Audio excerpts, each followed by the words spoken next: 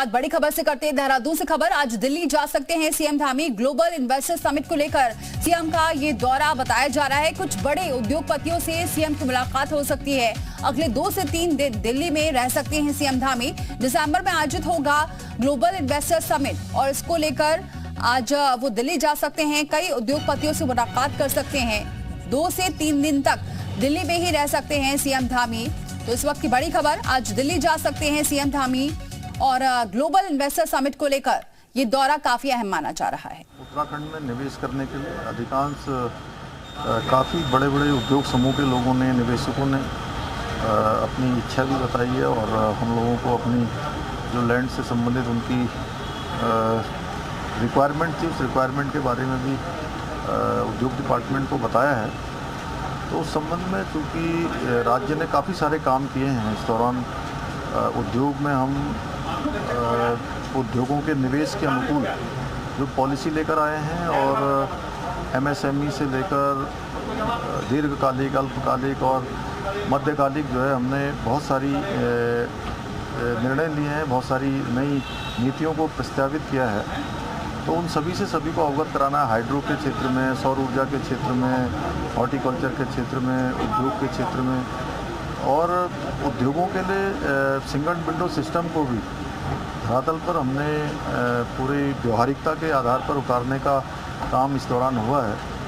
और एक बड़ा लैंड बैंक भी यहाँ पर बनाया है, क्योंकि उद्योग आएंगे, रोज़गार बढ़ेगा और ये हमारे लिए एक बड़ा सुनहरा अवसर है कि हम राज्य में अधिक से अधिक निवेश ला पाएँ और देश विदेश के जो बड़े उद्योग समूह हैं उन उद्योग समूह को अपने यहाँ आकर्षित कर पाएंगे। तो उस संबंध में सभी से, कुछ लोगों से भेंट वार्ता भी है और एक सामूहिक रूप से भी कार्यक्रम है।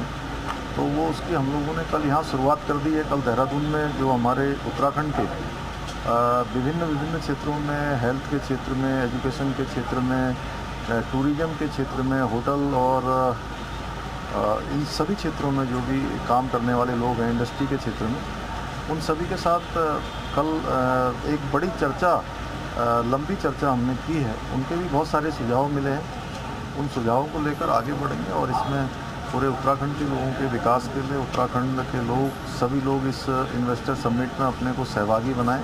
उसकी शुरुआत यहाँ से हुई है और देश भर में भी जो है अन्य जगह पर भी इस प्रकार के कार्यक्रम होंगे, जिसमें हमारे उस डिपार्टमेंट से जुड़े हुए अधिकारीगण, अन्य डिपार्टमेंटों के लोग, हमारे मंत्रीगण, सभी लोग सहभाग करेंगे।